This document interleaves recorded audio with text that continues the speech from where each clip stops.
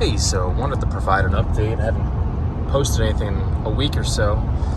We just had the first over-the-air update done with this truck. So again, 2022 powerboost Lariat 501A. The over-the-air update, I think I was a little bit late to the game. You can see the check mark, download check mark. We got the update. I think I was a little bit late to the game because where my house is, I do not have that great a cell service. So I parked the truck in the garage. It does not have great cell service, and it did not update. What happened was, I took the family on vacation to Rhode Island, parked it at the Airbnb. I woke up the next morning and I had the dreaded software update. I saw in the comments, somebody told me that they're getting horrendous gas mileage after the update. And, I'm not getting horrendous gas mileage. We're still getting almost 25 in a full-size pickup truck, okay? So, but listen, I just concluded multiple, one almost 800, one 850 almost mile range test on one tank. That was an average of 27 and a half miles per gallon. And now what I'm down to 24.9. And I don't know exactly how this could have happened or why this could have happened from a software update. I really have not been trying to hypermile or even really care too much about the range on this tank. This tank is premium. I've been ripping on her a little bit of highway driving. Check out that Porsche. A little bit of highway driving, a little of this, a little of that. It's more of just noticing because I've been glued to this thing. I've been glued to the EV coach and to the mileage since I bought the truck for almost 11,000 miles now. My eyes have been glued to it. I feel like I have a pretty good understanding of how the numbers move, where the mileage should be, what the mileage should be when I'm driving a certain way. And I was in Narragansett, Rhode Island, and I was all excited because I was thinking this is going to be perfect for hypermiling because it's a little town, a little bit smaller, more suburban almost than where I live. It's perfect for the power boost, perfect for hybrids, lots of regen braking, good amount of stop signs, but nothing crazy. It's not really city driving. It would have been perfect, and I was only getting like 23, 24 around there.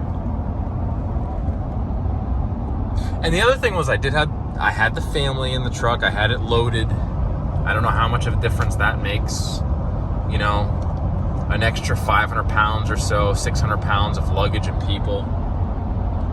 I don't know how much that makes a difference. But what I'm noticing is I can't get above 25 miles per gallon. I can't get above, I can't beat it. I can't even get close to 27. And on the last range test, I was easily at 27. I eked out 28 at the end. Something changed is the point with this update. And I don't know why they would mess with one of the best things about the truck. What are they doing to decrease the gas mileage? Are they running it richer?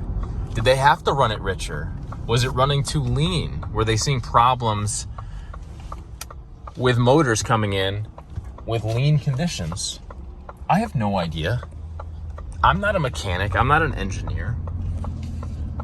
All I know is I got this update and it said, great news. You're getting an update. These updates are meant to make the features of your truck better. And immediately, I noticed it was worse. And by the way, the heating and air conditioner, the fan, the blower motor, it happened to me multiple times on the trip. The fan stops blowing. The fan is blowing as hard as can be, but there's some valve inside the dash, somewhere in the ducting, that closes off, and the air does not come through the vents, and it's super frustrating, and it's a pain in the summer when it's hot out, but I can open the windows. The problem's going to be in the winter when it's 0 degrees out and I can't blow hot air out of the vents. That's going to be the problem. Now, why didn't they fix that problem? That's so obviously a bug in the system. And the update that they just, I don't know what they did. The update did nothing except decrease mileage. What I'm going to do, and I don't even think I have to, I wanted to check to see if maybe... Well, so one I'll finish that thought in a second, but one of my theories, my only theory, was I have noticed that the truck miles per gallon meter, the economy meter, the mileage meter was optimistic. I found by between 1.5 and a half, usually optimistic by 1 mile per gallon, half a mile per gallon. I'm wondering if they made an adjustment to make this bang on or even a little pessimistic. So if this is a mile per gallon on the low side, I'm really getting 26-ish right now, or 25 and a half, who knows? But I'm at 678 miles, and I've got 56 miles left. So I didn't do the math, but that 24.9 sounds just about right.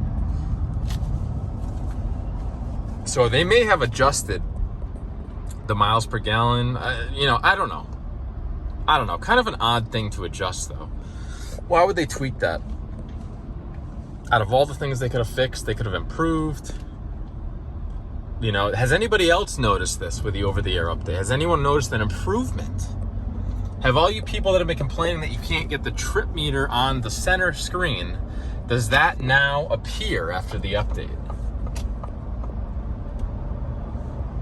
Is this truck just a big iPhone now where every update makes the thing worse? Is the truck gonna update? What if the truck is in the middle of an update and it loses service? Will it brick the truck? Is having a connected vehicle better? What else can they do with the vehicle being connected? And I realize every vehicle is connected now.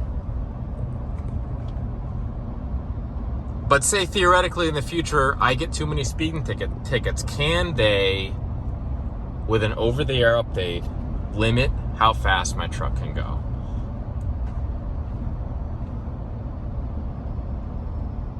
And you can take that as far as you want to take it. But having a connected vehicle, I don't know.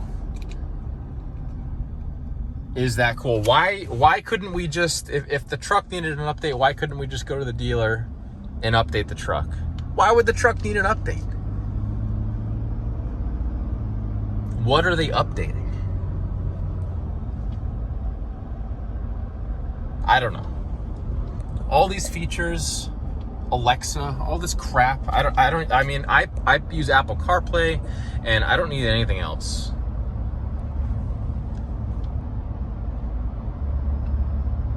And unless the connected features are going to start being, an improvement, if all of a sudden they say, hey, we know your HVAC system in the car hasn't been working consistently, we're doing an update because we found the problem, that would be awesome.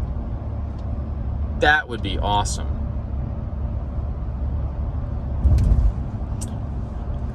So those are my thoughts. That's my experience. This is my mileage. Not quite as bad as some people are complaining about, but I think it got worse, noticeably worse. Oh, by the way, does anyone else notice that when you go into 4 automatic, or probably 4 high too, but sport mode, there's like a slight vibration that you can feel? It's nothing crazy, but can you feel that it's in 4-wheel drive? I can. I mean, I guess it makes sense, but you'd think in 2022 it would be smooth.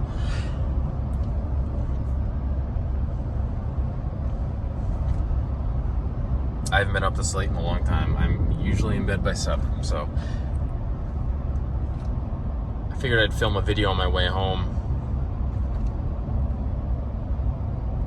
This gas mileage is a little bit depressing, frankly, but overall great truck. By the way, my 502A Lariat build went into production on Monday, the 19th. So I ordered it on March 15th.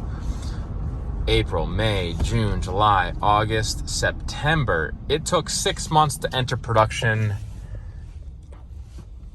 And I'm betting it's going to be in production until October 15th.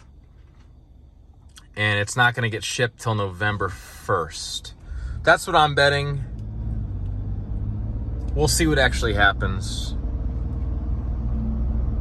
It would be nice almost in some way to get it in January for next year's write-off, but at the same time, I don't want to rack the miles up too much on this truck. I don't know what they're going to give me for a trade. I'm hoping close to what I paid, but who knows?